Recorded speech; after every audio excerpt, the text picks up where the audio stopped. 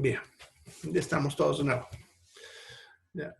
No me había dado cuenta del tiempo, van a disculpar, tenía que haberles avisado, pero bueno, yo creo que ya todos saben que cuando pase eso hay que ir al siguiente. Ya. Bueno, entonces estábamos hablando de los tipos de fractura.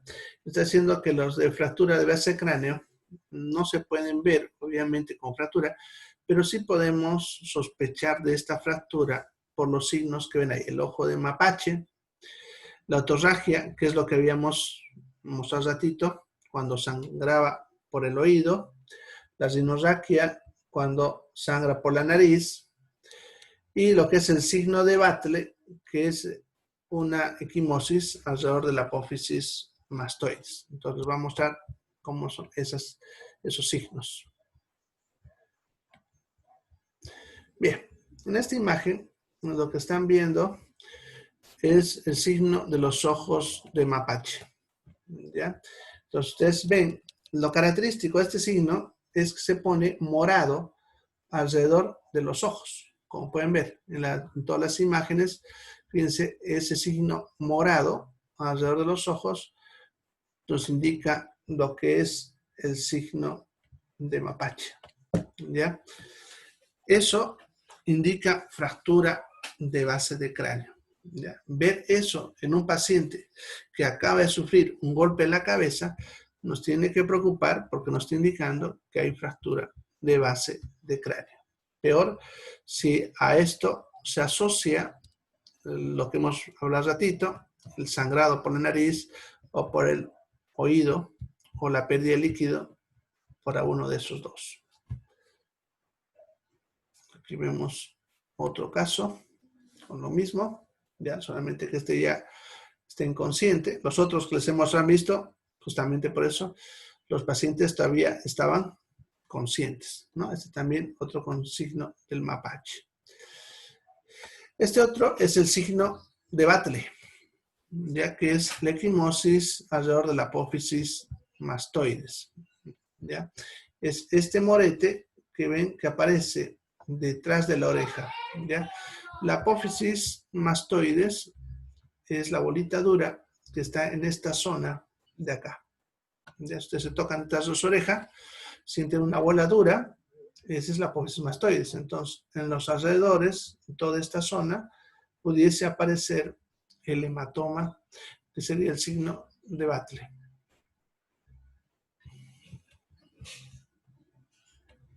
Aquí tenemos otros casos para que se les quede en su mente y los recuerden. Aquí uno leve, miren, que apenas se nota, por eso es importante mirar detrás de la orejita, al menos los niños, otro bien marcado, de aquí otro en la parte posterior, ¿no? Incluso este, si ustedes ven la oreja, ven que hay restos de sangre dentro de la oreja, que está seco, entonces eso te indica con mayor seguridad de que este niño ha sufrido una fractura de base de cráneo. ¿Ya? Esta, por ejemplo, es la foto de un niño que ha estado sin atención médica casi por 12 horas. ¿Ya? Después de la caída, se cayó del columpio, se dio contra una piedrita, estaba ahí, ¿ya? Pero el niño se paró, estuvo tranquilo, ¿ya? Sangró un poquito la oreja, pero no le dieron importancia los padres, hasta que el dolor de cabeza se puso bastante intenso y lo llevan a la sala de pediatría. Y al evaluarlo, vemos esas señales y eso nos indica. Se le hizo una tomografía y sí tenía una fractura de base de cráneo, más bien, a pesar del tiempo, no había todavía con un tenso daño cerebral y pudimos salvar al niño y él ahorita está recuperado al 100%, ¿no? Pero es importante reconocer esos datos. Bien.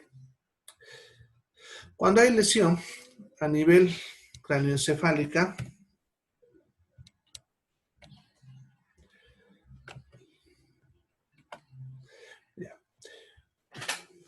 puede haber diferentes tipos de daños a nivel de la caja craneana o del mismo cerebro. ¿Ya? Bien, Podemos tener, por ejemplo, las hemorragias, ya, eso vemos aquí hacia la izquierda, los hematomas, los 3 tipos de hemorragias que pueden haber. Ya tenemos el hematoma epidural, que es cuando sangra entre el hueso y la dura madre, que es la meninge que se encuentra más hacia la parte externa, ¿ya? Tenemos lo que es el hematoma subdural, que es cuando sangra por debajo de la dura madre, o podemos decir entre la dura madre y lo que es la aracnoides o la pía madre, ¿ya? Y luego tenemos los hematomas intracerebrales, o también que se les llama intraparenquimatosos, que es cuando sangra dentro de la masa encefálica. ¿Listo? Estas hemotomas, estas hemorragias, pueden deberse, uno, como en este caso, a la fractura del hueso. O sea, el hueso se rompe y sangra, porque el hueso siempre sangra cuando se rompe. ¿Ya? Pero también puede deberse a la ruptura de un vaso sanguíneo, una arteria o una vena. Esa ruptura puede deberse por 2 mecanismos. Uno, porque el cerebro al moverse de adentro arranca y rompe el vasito, ¿no? Y empieza a sangrar. El segundo puede deberse a un proceso de pellizcamiento. Sucede que las arterias van pegadas por el hueso, las venas igual, bien pegaditas. Entonces, puede pasar, por ejemplo, lo que pasa a nivel de la meningia media, que eso es a esta altura, entre el temporal y el parietal, ya tienen una articulación de tipo escamosa en la cual los huesos están así. Entonces, el golpe sobre ese punto puede doblar hueso y volver de esta manera, pellizcando la arteria, generando, obviamente, que empiece a sangrar, ¿ya? Bien, en cuanto a las fracturas, pueden haber simplemente fracturas lineales, como esta, o sea, donde simplemente es un rasgo fracturario, o puede haber con hundimiento del hueso con múltiples fragmentos, ¿ya? Entonces, esos serían los que pueden generar daño cerebral directo, ¿ya? Estos por la presión sobre el área, y estos de acá también sobre la presión, pero en este caso por el hueso, ¿no? Bien.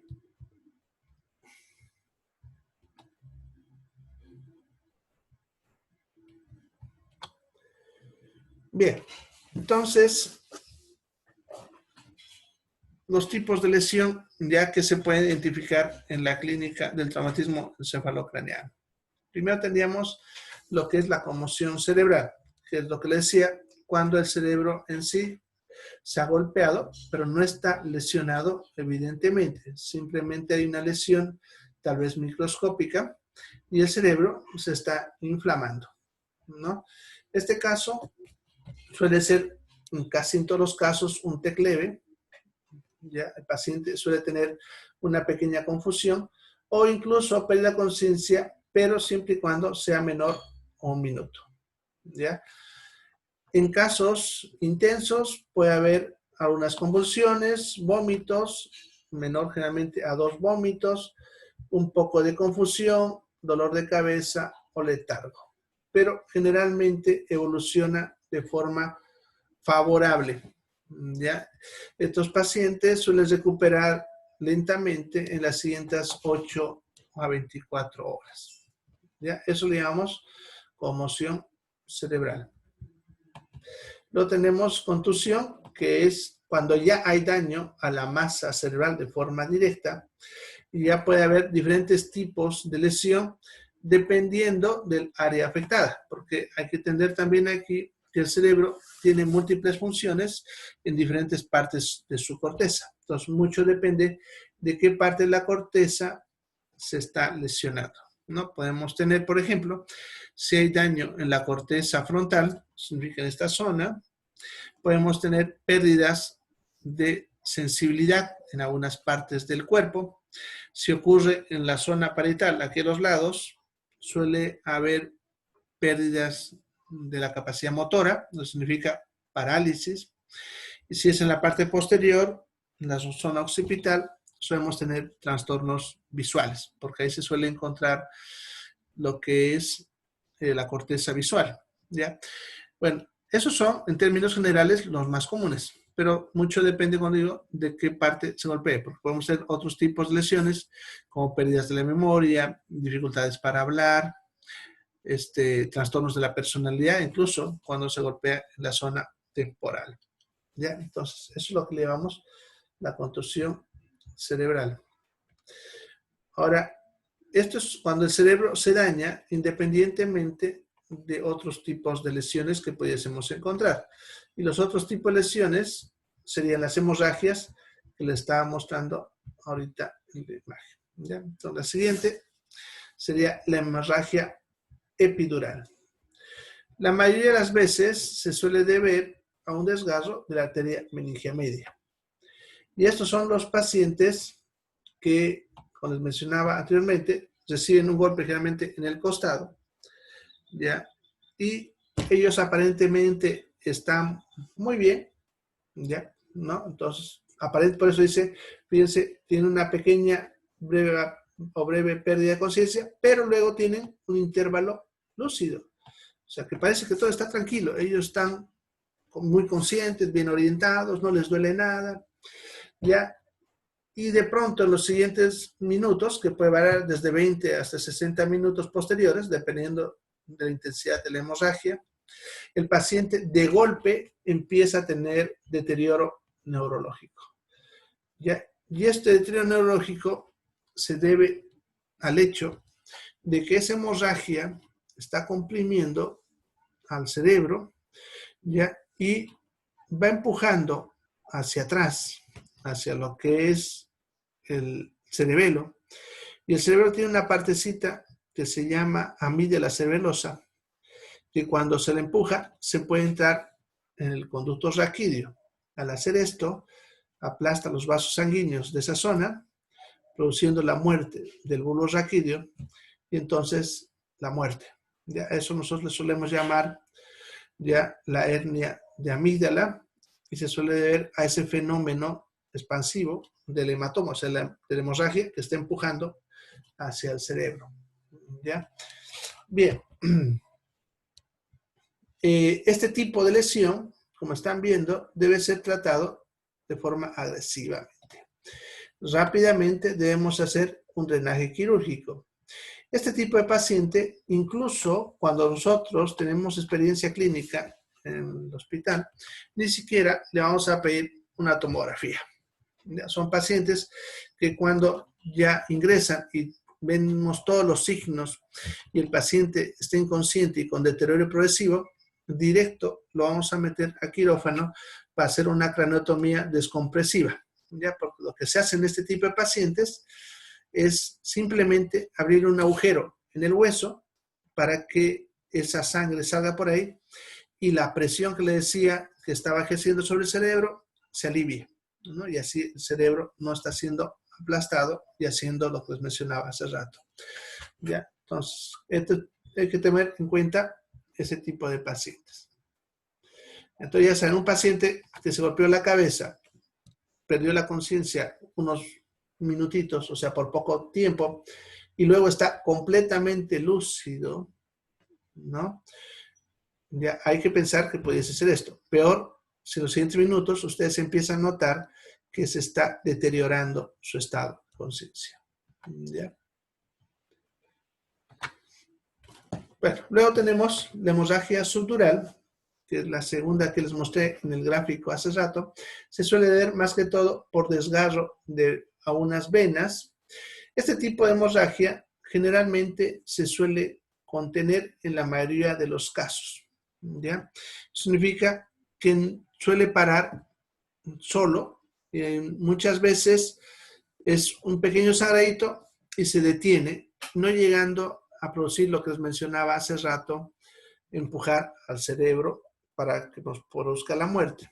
Entonces, en estos casos, en algunos se hace el drenaje, la craneotomía que les mencionaba hace rato, y en algunos no. Estos pacientes vamos a evaluarlos, vamos a hacerles seguro una tomografía inicial y le vamos a hacer una siguiente tomografía en las siguientes horas, dependiendo cómo evoluciona, a las 6 o a las 12 horas, o incluso a las 24 horas, y si vemos que ya se ha detenido la hemorragia, no lo vamos a operar, ¿ya? En cambio, si vemos que sigue, se va a entrar a descomprimir, como en el anterior caso. Bueno, tenemos las hemorragias subaracnoideas, que entonces suele deber a desgarros de pequeños vasitos, generalmente de la misma aracnoides, hacia el líquido cefalorraquídeo. Ya, este tipo de lesiones suele provocar, cuando dice aquí vasoespasmos, sucede que la misma sangre alrededor ya va a generar que los vasos sanguíneos que están en esta zona alrededor del cerebro se cierren, ¿no? O sea, se cierren como respuesta a esa hemorragia. ¿Ya? Como esa sangre se empieza a coagular, entonces genera esa respuesta de los vasos. Y el problema de eso es que puede generar que, como esos vasos sanguíneos están cerrando, en esa zona del cerebro no circule lo que se le llama isquemia cerebral. O sea, podemos tener lesiones menores en diferentes partes de la corteza cerebral, ¿no? O incluso en algunos casos, lo que se llama lesión cerebral isquémica, ya el caso que el cerebro pierde algunas funciones de forma mínima, ya son permanentes, ya, pero no son no comprometen tanto como las anteriores, ya, pero sí va a haber pequeños problemas de repente motores, problemas visuales, cosas así, ya. Otro tipo de lesión que podemos tener, que esto ya sería posterior a lo que es el traumatismo encefalocraniano, son las convulsiones postraumáticas.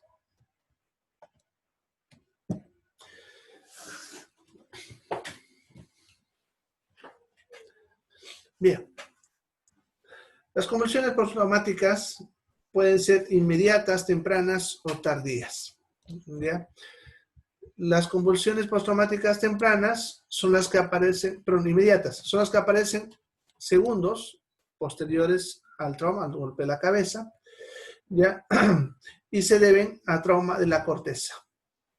Suele ser algo agudo, pero la mayoría de los casos suele tener un buen pronóstico, ¿ya?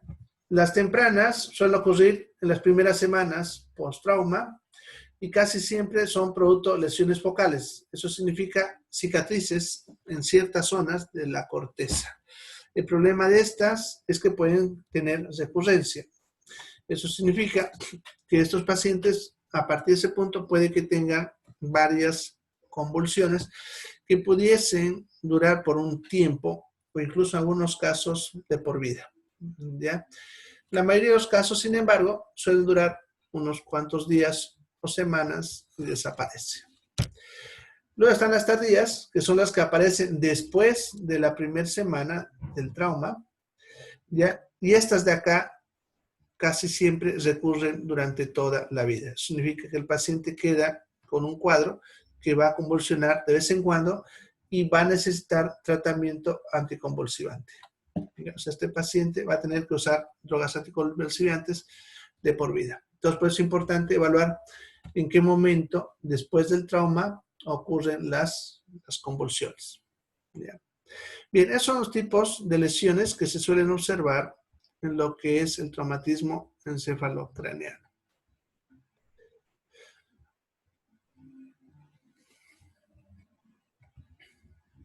Bien.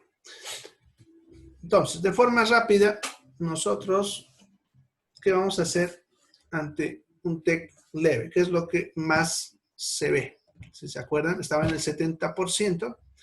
Ya, vamos a ver que se hace un TEC leve, luego vamos a ver más lo que es el moderado y el grave. Ya saben que TEC leve ya lo vamos a clasificar en base a la escala de coma de Glasgow, ¿no? Son los que tienen de 13 a 15. Bien, si es que la escala de coma de Glasgow, perdón, se fue mi dedo. Ya. Ya, vamos a hablar primero de la escala de coma de Glasgow. Si está en 15-15, no refiere tener ningún episodio de pérdida de conciencia ni siquiera de segundos. O sea, nada de pérdida de conciencia durante todo el proceso. No hay signos de foco, no significa, no refiere ninguna parálisis ni pérdida de sensibilidad en ninguna parte del cuerpo. No hay signos de fractura, los que hemos visto, ¿no? El signo de mapache, de maple, y lo que es los hundimientos, ¿ya? Entonces, si tiene todo eso, ya le podemos dar de alta, ya con control en 24 horas y guiando a la familia los síntomas que pudiesen ser de alerta para volver a traerlo, ¿no? Como vómitos y dolor de cabeza progresiva y otros signos que ahorita les va a mostrar, ¿ya? Si es igual al anterior, o sea, con escala de Coleman Glasgow de 15-15, ya, pero en este caso ha habido pérdida de conciencia, no importa el tiempo, pero ha habido pérdida de conciencia, lo vamos a internar para observación por 24 horas, ¿ya? No le vamos a pedir todavía tomografía, solamente es observación, le vamos a colocar una vía y vamos a evaluar los signos que van apareciendo en las siguientes horas. El que tenga 13, 14 de escala de Coleman-Glasgow, o sea, de 12 para arriba, ¿ya? Y que al mismo tiempo tenga pérdidas de conciencia que sean menores a 5 minutos, amnesia, que no recuerde lo que pasó o algún otro tipo de amnesia, que tenga alguna alternación o lo que llamamos sensorio alternante, significa que su estado de conciencia está subiendo y bajando. Significa despierta, duerme, despierta, duerme. Eso es sensorio alternante. Y algún tipo de vómito. Estos son los candidatos para hacerle una tomografía. ¿Ya? Vamos a hacer una tomografía para evaluar lo que se va a observar, ¿ya? Si es que en la tomografía se observa alguna patología, como las que les dije hace ratito, y además después les voy a pasar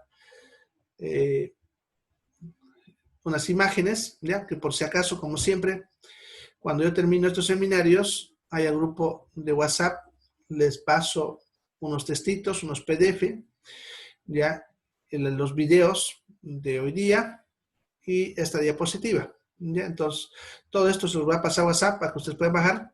Y tengo una diapositiva muy bonita en la cual se ven las tomografías con estas lesiones, ¿ya? Para los que quieran o les interese eso.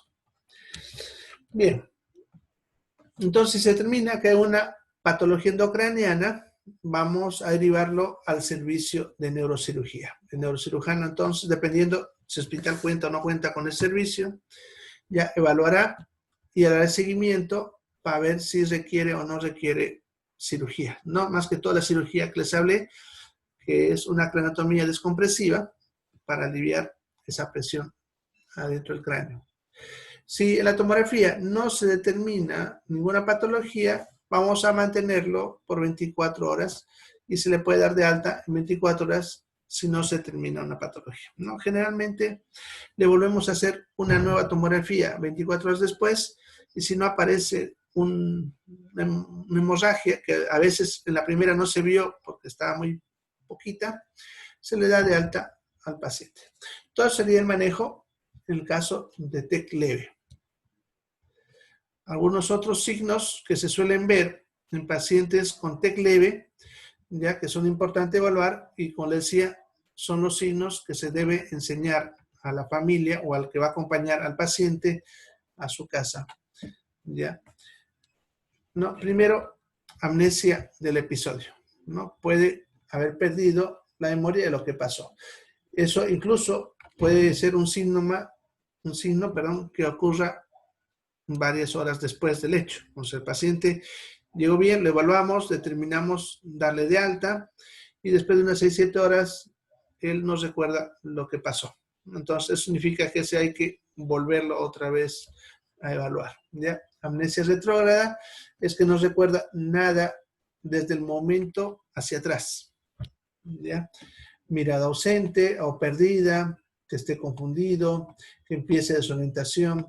Habla farfullada, significa que le cuesta hablar como si no pudiese mover los labios. Cualquier tipo de incoordinación motora, no importa de qué parte del cuerpo.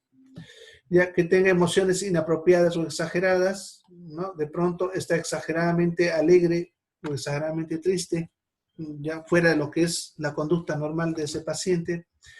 Cualquier tipo de deficiencia en la memoria, mareos, que refiera a un trastorno visual, que él tenga la sensación de estar confundido o esté irritable. Entonces, ante cualquiera de estos signos, ya en pacientes que se han dado de alta, ellos deben devolver otra vez para hacer una nueva evaluación. Y eso se debe a veces que hay sangrados tan pequeñitos que no se ven en las primeras horas o incluso a veces 1 o 2 días después, ya, o también puede ser que haya empezado a aparecer lesiones cicatrizales por un daño cerebral que no se observó en primera instancia.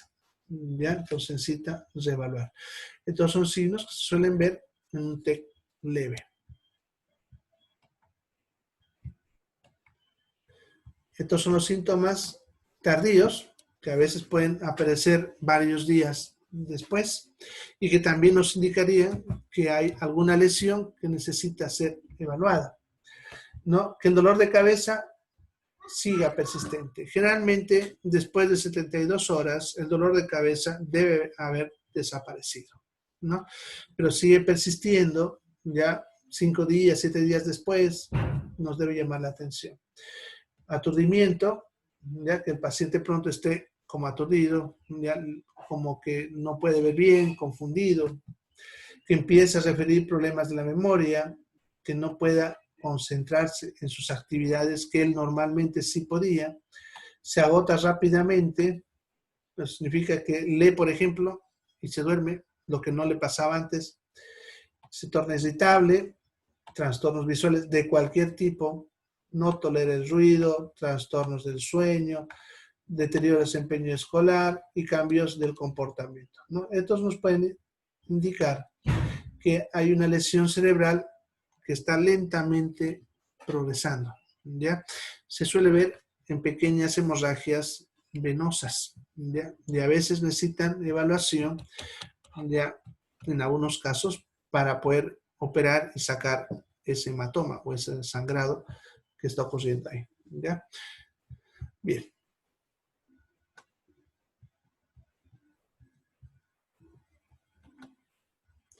Algunas situaciones especiales que hay que tomar en cuenta cuando evaluamos traumatismo encefalocraneano o que requieren un control más estricto en cuanto a los síntomas o a no darlo de alta todavía, ¿ya? Entonces, ¿ya? Cualquier niño que tenga un trastorno crónico de base requiere un control más estricto, ¿ya? Entre estos trastornos podemos tener trastornos importantes madurativos, o sea, niños que tengan problemas de la comunicación, niño que haya tardado a aprender a hablar, ¿ya? Este niño, como no habla adecuadamente, a nosotros nos va a ser más difícil poder evaluarlo y por lo tanto hay que ser más estricto. Por ejemplo, si era del grupo que se le iba a dar de alta, a este niño no se le puede dar de alta y lo vamos a poner en observación, ¿ya? Si tenga trastornos convulsivos de base, o sea, niño que ya tenga el antecedente de convulsionar por cualquier motivo antes, por epilepsias o por fiebres, lo que sea. O niños que nos digan que tengan algún trastorno hemorrágico, alguna enfermedad hemorrágica, ya que eso puede hacer que sangrados mínimos vayan empeorando en transcurso de horas y días, y al principio en las tomografías puede que no sean todavía evidentes, ¿ya? Entonces, estos casos hay que ser más estrictos en cuanto al control y no liberarlos tan fácilmente. Bien, ese sería el TEC leve. Veremos ahora el TEC moderado. Ya, por si acaso, se me va a cortar en 8 minutos para irnos después a la siguiente sesión, ya, por si me descuido. Bien, el TEC moderado, entonces ya sabemos que es cuando tiene entre 9 y 12 de Glasgow, ya, nos vamos a clasificar en ese punto. Puede obtener o no fractura de calota de base, ya.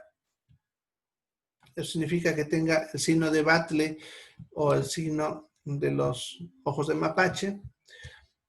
que esté convulsionando o que sea un niño maltratado, que es, por si acaso, una de las causas de traumatismo encefalocraneano.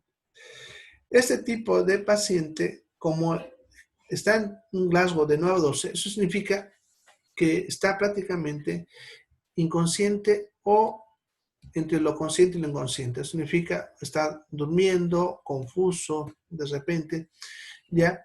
Y en algunos casos, incluso, ya puede estar completamente inconsciente, ¿ya?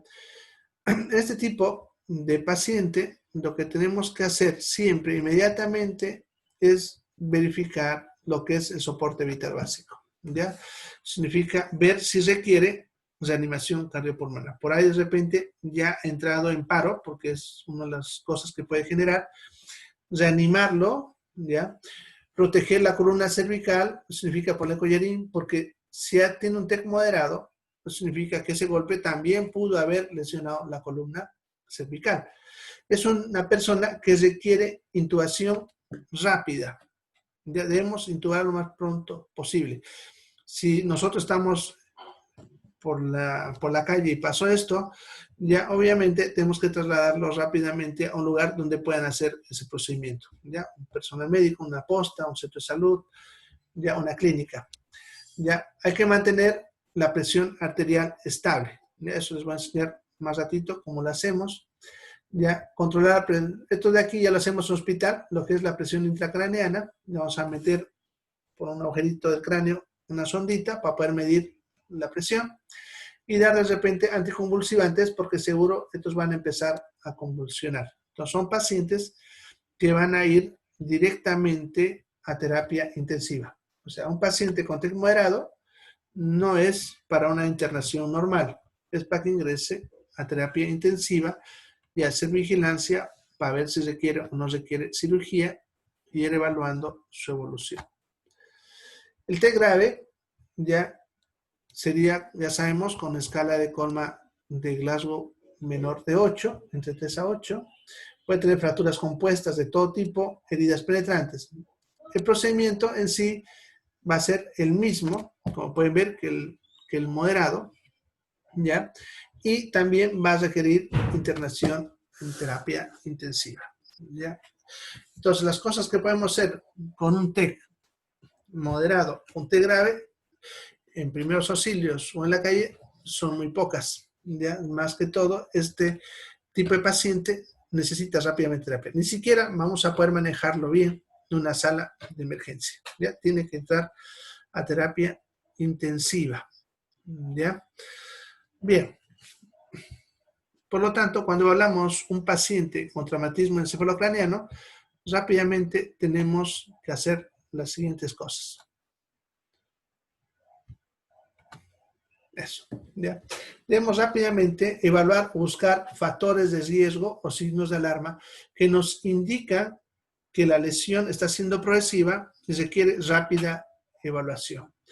Ya, primero tenemos que analizar de forma rápida, ya, lo que es el mecanismo del accidente, ¿no? O sea, cómo ocurrió, qué pasó. ¿Fue mecanismo de alta energía, caída, golpe, accidente de tránsito, ¿no? Si hay más personas muertas, ya, como él, en el mismo accidente, ya. Si hay sospecha lesión penetrante de cráneo, ya. De repente, a veces, uno no puede evaluar porque ha sangrado, pero hay esa sospecha porque está todo el coágulo ahí. Ya, no siempre, pero puede que debajo de ese coágulo a veces haya una lesión, un penetrante. Entonces, tenemos que evaluar eso. Es importante analizar las edades del paciente, ya los antecedentes del paciente, perdón. No, como la edad, personas mayores de 65 tienen mayor riesgo de fallecer por este tipo de lesión. Las epilepsias, si es que toma algún tipo de anticoagulante, ya en algunas personas que tienen enfermedades cardíacas suelen hacerlo, o tiene enfermedad de coagulación, si ha sido operado anteriormente o tiene alguna enfermedad neuroquirúrgica previa. Ya, o sea que de repente a una embolia, un derrame anterior, si es alcohólico crónico, abuso de drogas, esto más que todo para ver lo que es la evolución del estado de conciencia y las drogas que estamos usando. Personas que no tienen apoyo social, que están solas, por ejemplo, ya se evalúa rápidamente eso. Ya, algunos elementos que tenemos que preguntar, si es segunda vez, esto más que todo en niños, a menos porque puede ser un antecedente de maltrato infantil. O sea, si está viendo por segunda vez, o si está viniendo por segunda vez por la misma lesión. Lo que le decía hace rato, lo mandamos porque fue diagnosticado con TEC leve y tenía los signos para el grupo que se le da de alta, pero vuelve horas después, ¿no? Cualquier pérdida de conciencia mayor a 5 minutos, ya saben, el dolor de cabeza que va siendo progresivo, es una señal importante alarma. Los vómitos explosivos, que esté convulsionando, amnesias de cualquier tipo, que les mencionaba también eso. Al examen físico, presencia de déficit neurológico, eso lo hacemos con la escala de coma de Glasgow, lo que hemos visto hace ratito. Si está por debajo de 15, cualquiera nos indicaría déficit neurológico. Presencia de otorragia, aparte del oído, lo que le decía, el sangrado de oído, ya que tenga otorragia o rinorragia, o sea, el oído y la nariz, que tenga los signos de fractura de base de cráneo, los ojos de mapache, los signos de Batle, que esté con agitación psicomotora, lo que les mencioné hace rato, que tienen emociones exageradas en los dos extremos, o está muy alegre o muy triste.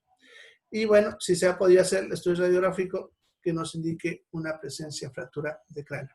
Ya, todos estos son factores